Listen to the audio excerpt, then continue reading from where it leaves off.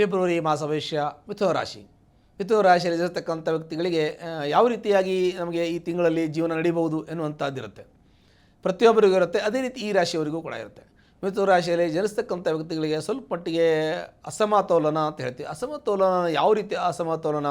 ಮಾನಸಿಕ ಅಸಮತೋಲನ ಮತ್ತು ಆರ್ಥಿಕ ಅಸಮತೋಲನ, ವ್ಯವಸ್ಥೆಯಲ್ಲಿ ಸ್ವಲ್ಪ ಹಿಂದೆ ಮುಂದೆ ಆಗ್ತಕ್ಕಂಥದ್ದು. ವ್ಯವಸ್ಥೆ ಅಂದರೇನು? ಅಂದರೆ ನಾವು ಏನೇನೆಲ್ಲ ಮಾಡಬೇಕು, ಯಾವ ರೀತಿಯಾಗಿ ಅಚೀವ್ ಮಾಡಬೇಕು, ಯಾವ ರೀತಿ ನಮ್ಮ ಜೀವನದಲ್ಲಿ ಸಂಪಾದನೆಯನ್ನು ಮಾಡಬೇಕು, ಯಾವ ರೀತಿ ನಾವು ಮುಂದೆ ಈ ಕಾರ್ಯಕ್ರಮವನ್ನು ಅಂದರೆ ನಾವು ಇಟ್ಕೊಂಡಿರ್ತಕ್ಕಂಥ ವ್ಯವಹಾರವನ್ನು ಮುಂದುವರಿಸ್ಕೊಂಡು ಹೋಗಬೇಕು ಅಂತ ನಿಮ್ಮ ಚಿಂತನೆ ಇದೆ. ಈ ಚಿಂತನೆಗೆ ಸ್ವಲ್ಪ ಮಟ್ಟಿಗೆ ಅಡೆತಡೆ ಇದೆ. ಏನು ಅಡೆತಡೆ ಇದೆ ಅಂದರೆ ದುಡ್ಡು ನಿಮಗೆ ಬರಬೇಕಾದ್ದು ಬರ್ತಾ ಇಲ್ಲ. ಏನೋ ಒಂದು ಅಗ್ರಿಮೆಂಟ್ ಹಾಕ್ಕೊಂಡಿದ್ದೀರಾ, ವ್ಯವಹಾರ ಮಾಡಿದ್ದೀರಾ, ಯಾವುದೋ ಒಂದು ಈಗ ಆಗುತ್ತೆ ಈ ತಿಂಗಳಲ್ಲಿ ಈ ಮಾಸದಲ್ಲಿ ಮಾಡ್ತೀನಿ ಅಂತ ಹೇಳಿದ್ದೀರಿ, ಅದು ಮಾಡಲಿಕ್ಕೆ ಆಗ್ತಾಯಿಲ್ಲ. ಅದರಿಂದ ಸ್ವಲ್ಪ ನಿಮಗೆ ಹಿನ್ನಡೆ ಆಗಿದೆ ಅಂತ ಹೇಳಬೇಕು. ಮತ್ತು ಕೆಲವೊಂದಷ್ಟು ಆರ್ಥಿಕ ಸ್ಥಿತಿ ನೀವೆಲ್ಲ ಸರಿ ಮಾಡ್ಕೊಂಡಿದ್ದೀರಿ, ಆದರೆ ಕೊನೆಯ ಪಕ್ಷದಲ್ಲಿ ಸ್ವಲ್ಪ ದುಡ್ಡು ಕಾಸು ನಿಮಗೆ ಕಡಿಮೆ ಆಗುತ್ತೆ ಅಂತ ಹೇಳಬೇಕು. ಮತ್ತು ಮನೆ, ಫ್ಲಾಟು, ಕಾರು ಇದೆಲ್ಲ ತೊಗೋಬೇಕು ಅಂತ ಯೋಚನೆ ಇದೆ. ಅದಕ್ಕೆ ಪ್ರಯತ್ನ ಪಟ್ಟರೆ ಸ್ವಲ್ಪ ಮಟ್ಟಿಗೆ ನಿಮಗೆ ಅನುಕೂಲ ಆಗುತ್ತೆ ಅಂತ ಹೇಳಬೇಕು. ಮತ್ತು ಸಮಸ್ಯೆಗಳೇ ಜಾಸ್ತಿ ಇರುತ್ತೆ. ಸಾಲ ಮಾಡಿಕೊಂಡಷ್ಟು ನಿಮಗೆ ಕಷ್ಟ ಅಂತ ಹೇಳಬೇಕು. ಸಾಲ ರಿಕವರಿ ಮಾಡೋದು ಕಷ್ಟ ಆಗುತ್ತೆ, ತುಂಬ ಕಷ್ಟ ಆಗುತ್ತೆ. ಮತ್ತು ದುಡ್ಡು ಕಾಸು ಮುಂಚೆ ತುಂಬ ಚೆನ್ನಾಗಿ ನೋಡಿದ್ದೀರಾ, ದುಡ್ಡು ಕಾಸು ಸಾಕಷ್ಟು ನಿಮ್ಮ ಕೈಯಲ್ಲಿ ಮುಂಚೆ ಓಡಾಡಿದೆ. ಇವಾಗ ದುಡ್ಡು ಓಡಾಡ್ತಾ ಇಲ್ಲ, ಕೈಯಲ್ಲಿ ದುಡ್ಡುಗಳು ಓಡಾಡೋದು ಭಾಳ ಕಷ್ಟ ಆಗಿದೆ. 10 ರೂಪಾಯಿ ಖರ್ಚು ಮಾಡಬೇಕು ಅಂದರೆ ಯೋಚನೆ ಮಾಡಿ ನಾನು ಮಾಡಬೇಕು ಅಂತ ಯೋಚನೆ ಮಾಡ್ತಾ ಇದ್ದೀರಾ. ಆ ಸಮಸ್ಯೆ ಪ್ರತಿಯೊಬ್ಬರಿಗೂ ಇದೆ, ಅದರಲ್ಲಿ ನಿಮಗೆ ಹೆಚ್ಚಿನದಾಗಿದೆ. ನಿಮ್ಮದು ದ್ವಂದ್ವ ಮನಸ್ಸು, ಅಂದರೆ ಏನು ಮಾಡಬೇಕು ಏನು ಮಾಡಬಾರ್ದು ಅಂತ ಒಂದು ಗೊಂದಲ ಪರಿಸ್ಥಿತಿಯಲ್ಲಿ ಇರ್ತೀರ. ಏನಾದ್ರು ಮಾಡಬೇಕು ಅಂತಂದಾಗ ಇದು ಮಾಡಿದ್ರೆ ಏನಾಗುತ್ತೆ ಏನಾಗಲ್ಲ ಅಂತ ಯೋಚನೆ, ಬಿಟ್ಟರೆ ಏನಾಗುತ್ತೆ ಆಗಲ್ಲ ಅಂತ ಯೋಚನೆ, ಹೀಗೆ ಯೋಚನೆಯಲ್ಲಿ ಸಾಕಷ್ಟು ಸಮಯವನ್ನು ಕಳೀತೀರಾ. ಮತ್ತು ತುಂಬ ಸೂಕ್ಷ್ಮಮತಿಗಳು ತಾವು, ಆದಷ್ಟು ಸೂಕ್ಷ್ಮವಾಗಿ ಯೋಚನೆ ಮಾಡ್ತೀರಾ. ಸೂಕ್ಷ್ಮವಾಗಿ ಯೋಚನೆ ಮಾಡೋ ತಪ್ಪು ಅಂತ ಹೇಳಲ್ಲ, ಆದರೆ ತುಂಬ ಅದರ ಯೋಚನೆ ಮಾಡೋದ್ರಿಂದ ಮಾನಸಿಕ ಸ್ಥಿತಿ ಹದಗೆಡಬಹುದು, ದೈಹಿಕ ಆರೋಗ್ಯ ಹಾಳಾಗ್ಬೋದು. ಅವೆಲ್ಲವನ್ನು ಬಿಟ್ಟು ತಾವು ದೃಢವಾದ ನಿರ್ಧಾರವನ್ನು ತೆಗೆದುಕೊಂಡು ಅಚಲವಾದ ಮನಸ್ಸು, ಅಂದರೆ ದೃಢವಾದ ನಿರ್ಧಾರ, ಅಚಲವಾದ ಮನಸ್ಸನ್ನು ಮೂಲಕವಾಗಿ ತಾವು ಒಂದು ನಿರ್ಧಾರವನ್ನು ತೆಗೆದುಕೊಂಡು ಮುಂದೆ ಹೋದಾಗ ಸ್ವಲ್ಪ ಮಟ್ಟಿಗೆ ವ್ಯವಹಾರದಲ್ಲಿ ಅನುಕೂಲ ಆಗುತ್ತೆ. ಮತ್ತು ಇಂಜಿನಿಯರಿಂಗ್ ಓದುವವರ ಮಕ್ಕಳಿದ್ದರೆ ಅವರಿಗೂ ಸ್ವಲ್ಪ ಅನುಕೂಲ ಆಗುವಂತೆ ಸ್ವಲ್ಪ ಪ್ರಯತ್ನ ಪಡಬೇಕು. ಮತ್ತು ಯಾವುದಾದ್ರು ವಿದ್ಯಾಭ್ಯಾಸ ಮಾಡೋ ಮಕ್ಕಳಿದ್ದರೆ, ಹೊರದೇಶ ಪ್ರಯಾಣ ಮಾಡೋರಿದ್ದರೆ ಅವರಿಗೆಲ್ಲ ಸ್ವಲ್ಪ ಮಟ್ಟಿಗೆ ಕಷ್ಟ ಇದೆ, ಅವರು ಮುಂದುವರ್ಕೊಂಡು ಹೋಗೋದ್ರಿಂದ ಅನುಕೂಲ ಆಗುತ್ತೆ. ದಾಂಪತ್ಯದಲ್ಲಿ ಸ್ವಲ್ಪ ವಿರಸ, ಮನಸ್ತಾಪ, ಅಸಮಾಧಾನ ಇದೆ, ಅವೆಲ್ಲೂ ಕೂಡ ಸರಿ ಹೋಗುತ್ತೆ. ಸ್ವಲ್ಪ ನಿಮ್ಮ ಒಂದು ಯೋಚನೆಯನ್ನು ಬದಲಾಯಿಸ್ಕೋಬೇಕು, ಧನಾತ್ಮಕವಾಗಿ ಯೋಚನೆಯನ್ನು ಮಾಡಬೇಕು. ಪ್ರತಿಯೊಂದು ಕೂಡ ನಮ್ಮ ಪರವಾಗಿ ಅಲ್ಲದೆ ನಮ್ಮ ಎದುರುಗಡೆಯವ್ರ ಪರವಾಗಿ ಕೂಡ ಯೋಚನೆ ಮಾಡಬೇಕು. ನನಗೆ ಹೇಳಿದ್ರೆ ಏನಾಗುತ್ತೆ ಅದು ಬೇರೆಯವ್ರಿಗೆ ಹಾಗೆ ಆಗುತ್ತೆ ಅಂತ ಯೋಚನೆ ಮಾಡಬೇಕು. ಪ್ರತಿಯೊಂದು ಕೂಡ ಚರ್ಚೆ ಮಾಡಿ ನಿರ್ಧಾರವನ್ನು ತೆಗೆದುಕೋಬೇಕು. ಒಂದೇ ರೀತಿಯ ನಿರ್ಧಾರವನ್ನು ಏಕಮುಖವಾಗಿ ಯಾವುದೇ ನಿರ್ಧಾರವನ್ನು ತೆಗೆದುಕೋಬೇಡಿ. ತೆಗೆದುಕೊಂಡಾಗ ನಿಮಗೆ ಸ್ವಲ್ಪ ಮಟ್ಟಿಗೆ ಅಡಚಣೆ ಆಗುವ ಸಾಧ್ಯತೆಗಳೆಲ್ಲವೂ ಕೂಡ ಇದೆ. ಮತ್ತು ನಿಮ್ಮ ಉದ್ಯೋಗದಲ್ಲಿ ಸ್ವಲ್ಪ ಮಟ್ಟಿಗೆ ತೊಂದರೆ ಆಗುತ್ತೆ, ಅಡಚಣೆ ಆಗುತ್ತೆ. ನಿಮ್ಮ ಮೇಲಾಧಿಕಾರಿಗಳಿಂದ, ಜೊತೆಗಿರೋರಿಂದ ಸ್ವಲ್ಪ ಮಟ್ಟಿಗೆ ನಿಮಗೆ ಕಿರಿಕಿರಿ ಆಗುವ ಲಕ್ಷಣಗಳಿದೆ. ಅದಕ್ಕೆ ಸ್ವಲ್ಪ ತಾಳ್ಮೆ, ಸಂಯಮ ನಿಮಗೆ ಬೇಕಾಗಿದೆ. ನಿಮಗೆ ತಾಳ್ಮೆ ಇದ್ದಾಗ ಆ ಕಾರ್ಯದಲ್ಲಿ ಯಶಸ್ಸಾಗುತ್ತೆ. ಸಂಯಮ ಇದ್ದಾಗ ಸ್ವಲ್ಪ ಮಟ್ಟಿಗೆ ನಿಮಗೆ ಯೋಚನೆ ಮಾಡುವಂಥ ಸಾಮರ್ಥ್ಯ ಇರುತ್ತೆ. ಮತ್ತು ಶೀಘ್ರವಾಗಿ ಕೋಪ ಮಾಡಿಕೊಂಡು ಅಥವಾ ತಕ್ಷಣದಲ್ಲಿ ನಿರ್ಧಾರವನ್ನು ತೆಗೆದುಕೊಳ್ಳೋದು ಮಾಡೋಕ್ಕೆ ಹೋಗಬಾರ್ದು. ಕೆಲಸ ಬದಲಾವಣೆ ಮಾಡೋ ಯೋಗ ಇದೆ. ನೀವು ಕೆಲಸ ಮಾಡ್ತಾ ಇರೋ ಜಾಗದಲ್ಲಿ ಸ್ವಲ್ಪ ಮಟ್ಟಿಗೆ ಅಡಚಣೆ ಆಗ್ಬೋದು.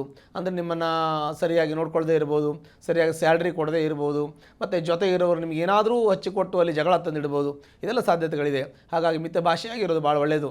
ಮಿತಭಾಷೆ ಅಂತಂದರೆ ಅಗತ್ಯಕ್ಕೆ ಎಷ್ಟು ಬೇಕು ಅಷ್ಟೇ ಮಾತಾಡ್ಕೊಂಡಿರೋದು ಒಳ್ಳೆಯದು. ಈ ಬ್ಯಾಡದೇ ಇರೋ ವಿಚಾರಗಳನ್ನೆಲ್ಲೂ ಚರ್ಚೆ ಮಾಡೋಕ್ಕೆ ಹೋಗಬೇಡಿ. ಅದರಿಂದ ಗೊಂದಲ, ಮನಸ್ತಾಪ, ಅಸಮಾಧಾನ ಮತ್ತು ಕೆಲವೊಂದಷ್ಟು ವಿರೋಧಗಳಾಗುವಂಥ ಸಾಧ್ಯತೆಗಳಿರೋದ್ರಿಂದ ಸ್ವಲ್ಪ ಮಟ್ಟಿಗೆ ತಾಳ್ಮೆ ಇರೋದು ಭಾಳ ಮುಖ್ಯ. ನಿಮ್ಮ ತಂದೆಯ ಆರೋಗ್ಯ, ತಾಯಿ ಆರೋಗ್ಯದ ಸ್ವಲ್ಪ ಮಟ್ಟಿಗೆ ಇರುಸು ಆಗ್ಬೋದು, ಅಂದರೆ ವ್ಯತ್ಯಾಸ ಆಗ್ಬೋದು. ಅದಕ್ಕೆ ತಾತ್ಕಾಲಿಕವಾಗಿ ಔಷಧಿ ತೆಗೆದುಕೊಳ್ಳಿ, ಅದರಿಂದ ಒಳ್ಳೆಯದು. ದಾಂಪತ್ಯದ ಸ್ವಲ್ಪ ಮಟ್ಟಿಗೆ ಅಸಮಾಧಾನ, ಕಲಹ ಇದೆ, ಅದನ್ನು ಕುಳಿತು ಮಾತಾಡಿ. ಅದೇನು ವಿಶ್ವಾಸಕ್ಕೆ ತೆಗೆದುಕೊಂಡು ಮಾತಾಡಿ. ದಾಂಪತ್ಯದಲ್ಲಿ ಒಬ್ಬರನ್ನೊಬ್ಬರು ಪರಸ್ಪರ ವಿಶ್ವಾಸದಿಂದ ಒಬ್ಬರನ್ನೊಬ್ಬರು ಅರ್ಥ ಮಾಡ್ಕೊಂಡು ಮಾತಾಡೋದ್ರಿಂದ ಸಮಸ್ಯೆಗಳು ಪರಿಹಾರ ಆಗುತ್ತೆ.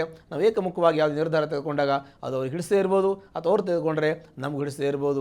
ಮನುಷ್ಯ ಸಂಘಜೀವಿ ಆಗಿರೋದ್ರಿಂದ ಒಬ್ಬರನ್ನೊಬ್ಬರು ಅನುಸರಿಸಲೇಬೇಕಾಗತ್ತೆ. ಒಂದು ಕುಟುಂಬ ಅಂದಮೇಲೆ ಹೆಂಡತಿ, ಮಕ್ಕಳು, ಗಂಡ, ತಂದೆ, ತಾಯಿ, ಅತ್ತೆ, ಮಾವ ಇವೆಲ್ಲರೂ ಇರ್ತಾರೆ. ಆ ಕುಟುಂಬದಲ್ಲಿ ನಾವು ಇದ್ದೀವಿ ಅಂದಮೇಲೆ ಅನುಸರಿಸ್ಕೊಂಡು ಹೋಗಬೇಕಾಗತ್ತೆ. ಪ್ರತಿಯೊಂದನ್ನು ಕೂಡ ತಾಳ್ಮೆಯಿಂದ ನಾವು ಇದ್ದು ಮುಂದೆ ಹೋದಾಗ ನಮ್ಮ ಜೀವನದಲ್ಲಿ ಯಶಸ್ಸು ಅನ್ನುವಂಥದ್ದು ಖಂಡಿತವಾಗಿಯೂ ಸಿಗುತ್ತೆ. ಅದರ ಬಗ್ಗೆ ಯೋಚನೆ ಮಾಡೋದು ಬೇಡ. ಯಶಸ್ಸನ್ನು ನಮ್ಮ ಬಗ್ಗೆ ಯೋಚನೆ ಮಾಡೋದು ಬೇಡ. ನಾವು ತಾಳ್ಮೆಯಿಂದ ಇದು ಯೋಚನೆ ಮಾಡಿಕೊಂಡು ಸರಿಯಾದ ದಾರಿಯಲ್ಲಿ ಹೋದಾಗ ಯಶಸ್ಸು ತಾನಾಗಿಯೇ ಬರುತ್ತೆ, ನೀವು ಹುಡ್ಕೋದು ಬೇಡ. ಹಾಗಾಗಿ ಅಂಥ ಒಂದು ಒಳ್ಳೆಯ ಯೋಗವೂ ಇರುತ್ತೆ. ಆದರೆ ಒಳ್ಳೆಯದಾಗತ್ತೋ ಆಗಲ್ವೋ ಅನ್ನೋದನ್ನು ನೀವು ನಡೆದುಕೊಳ್ಳೋ ರೀತಿ ಮೇಲೆ ಅದು ಡಿಪೆಂಡ್ ಆಗಿರುತ್ತೆ. ಹಾಗೆ ಉದ್ಯೋಗಂ ಸಾಹಸಂ ಧೈರ್ಯಂ ಬುದ್ಧಿಶಕ್ತಿ ಪರಾಕ್ರಮ ಷಡೇತ್ ಯತ್ರ ವರ್ತಂತೆ ತತ್ರ ದೈವ ಸಹಾಯಕ. ದೇವರು ಸಾಮಾನ್ಯವಾಗಿ ಏನನ್ನೂ ತಂದು ಕೊಡೋದಿಲ್ಲ, ನಾವು ಪ್ರಯತ್ನ ಮಾಡಿ ಪಡ್ಕೋಬೇಕು. ಆದರೆ ಪಡ್ಕೊಳ್ಳುವಾಗ ದೇವರ ಅನುಗ್ರಹ ಇರ್ತದೆ. ನಮ್ಮ ಪರಿಶ್ರಮದ ಫಲವಾಗಿ ನಮಗೆ ಅದು ಪಡ್ಕೊಳ್ತೀವಿ.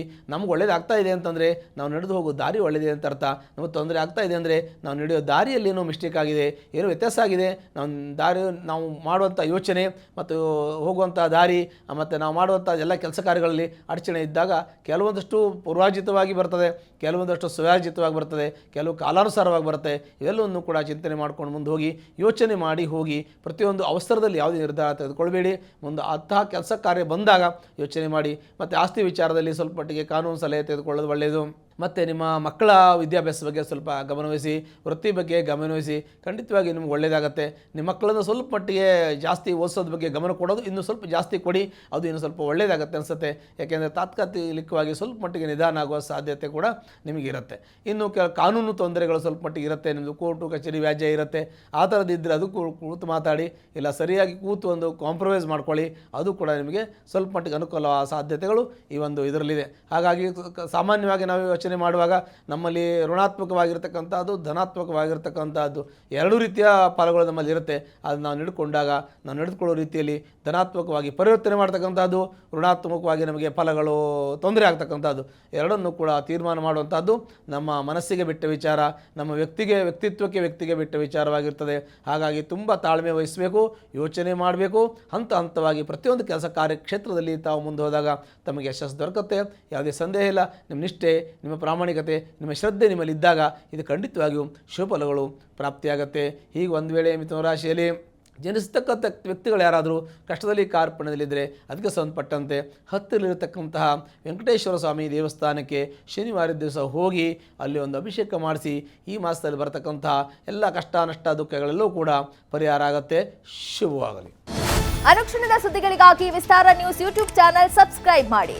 ಹೊಸ ಸುದ್ದಿಗಳ ನೋಟಿಫಿಕೇಶನ್ಗಾಗಿ ಬೆಲ್ ಐಕಾನ್ ಕ್ಲಿಕ್ ಮಾಡಿ. ಲೇಟೆಸ್ಟ್ ಅಪ್ಡೇಟ್ಸ್ಗಾಗಿ www.vistaranews.com ವೆಬ್ಸೈಟ್ಗೆ ವಿಸಿಟ್ ಮಾಡಿ. ಅಂಗೈಯಲ್ಲೇ ಜಗತ್ತಿನ ಸುದ್ದಿ ತಿಳಿಯಲು ವಿಸ್ತಾರ ನ್ಯೂಸ್ ಕನ್ನಡ ಆಪ್ ಡೌನ್ಲೋಡ್ ಮಾಡಿ.